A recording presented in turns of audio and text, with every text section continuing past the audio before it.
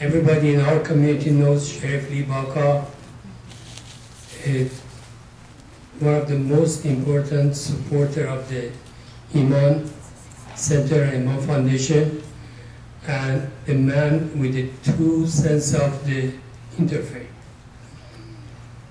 With his busy schedule, he always attended our Interfaith Festival of Unity, and I would like to invite him to give his speech to the audience.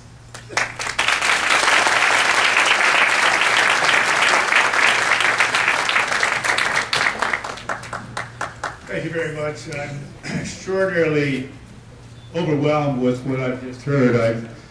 I feel, as I hope all of you do here, that this is a very, very special moment of enlightenment. You know, the whole concept of interfaith dialogue, in my opinion, is what I call a valiant road to truth. Human beings are fragile. Human beings will always be vulnerable. Human beings, however, are God's greatest love. I've said before, in just the common sense of my thought, because I'm not a theologian, I could never really even come close to the scholarly and wise interpretations of the faith that are represented on this table today. But being a civil authority, being someone who has significant power to deprive people of freedom, to even legally take a life, to have some belief that the civil law must be enforced, but justice is the temperance of civil law, that there's rules for all of us to follow, that authorities themselves cannot cross the line. In fact, what's remarkable about the civil authorities that are called law enforcement is that we are under a lot of restraining admonitions. There are rules. In fact, there's so many rules that we must follow that it's very incumbent upon us to operate within this greater sense of justice that has been taught here by these 5 scholars. Therefore, the question that I ask the audience and myself together is simple, and that is, in view of our obligations as human beings, we're the highest intellectual living thing that we know of. Why do we speak so much falsity? What is it in our hearts that allows us to speak confidently and lie at the same time? That is, the truth and falseness are not the same. Now, I don't know all about truth from what I believe, but I know a lot about lies. That there is this reality that those that do not know much will project themselves as knowing more than most. And those that aren't willing to engage in the truth as one of their goals cannot claim to be a follower of any faith. This is where people hide when they want to lie the most. They hide within a faith. They believe that the faith will give them the virtue, and that virtue is because of their claim to have that faith. Therefore, I can lie. I can say something about somebody else's faith which I know completely nothing about. And that is the first step of being a false witness to God. The minute any one of us decides that we know more about someone else's faith, we are assuming that we can speak on behalf of God. That kind of an assumption is a form of arrogance that must be extraordinarily talked about in a very civil way. My support for interfaith dialogue is my respect for what I don't know.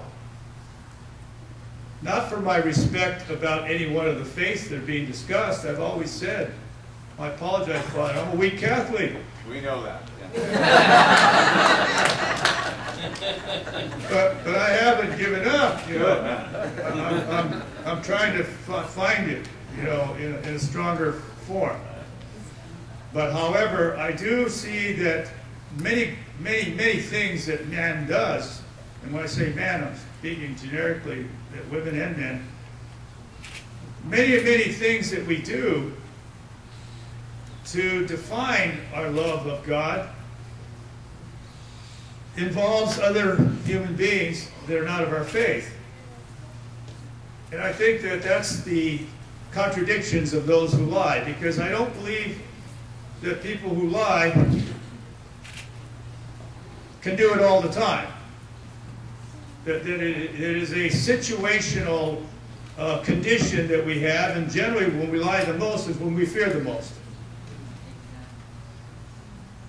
And my purpose, because I'm elected by everybody, including those that tell the truth and those that lie,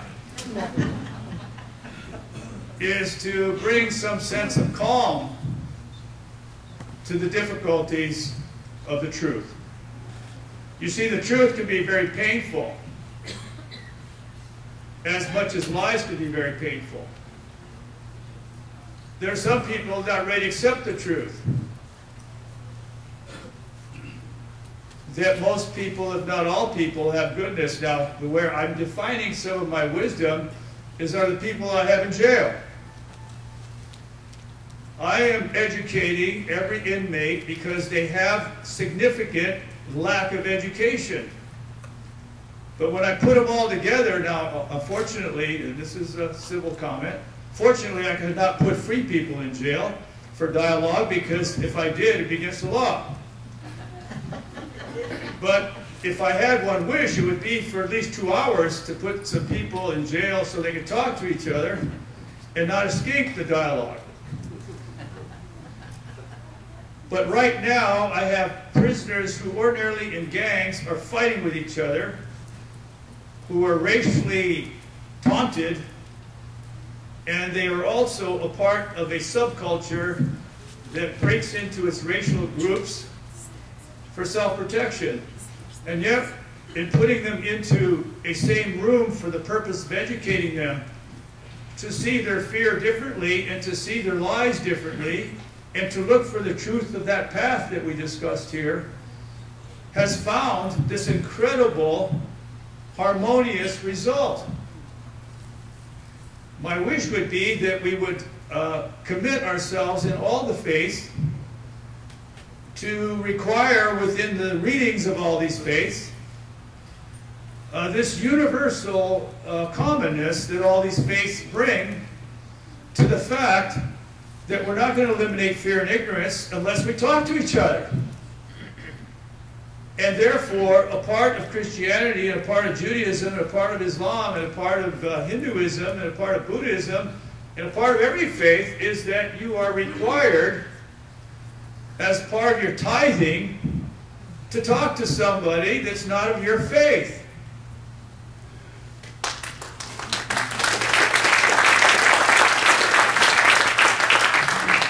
You can tithe to God with money, but you cannot buy God's love. The only way you can buy God's love is to love what God loves.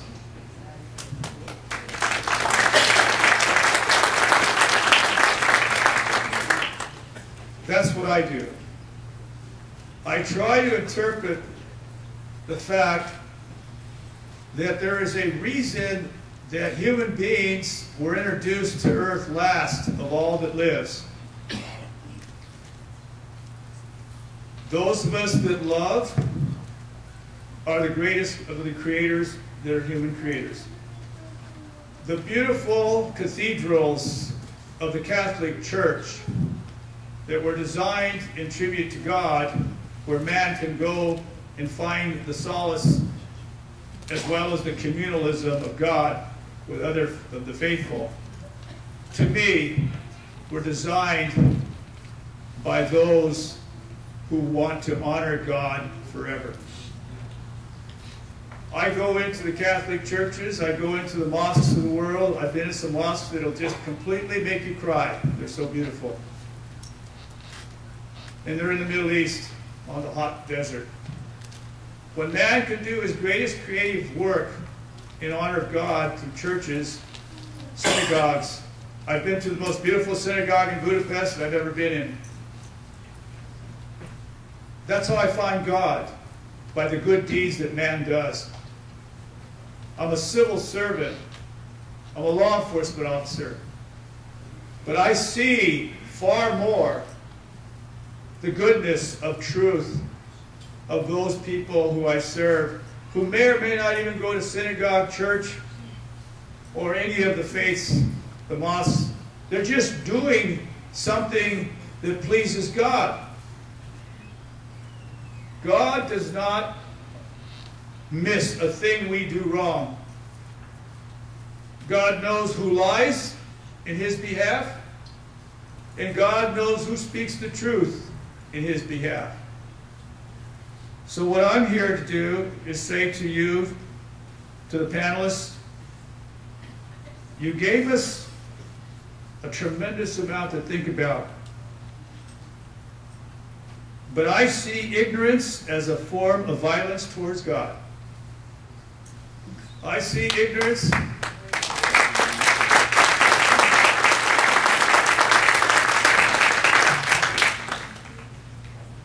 as something that we must fight to eliminate as we would a disease of any kind that is considered a plague.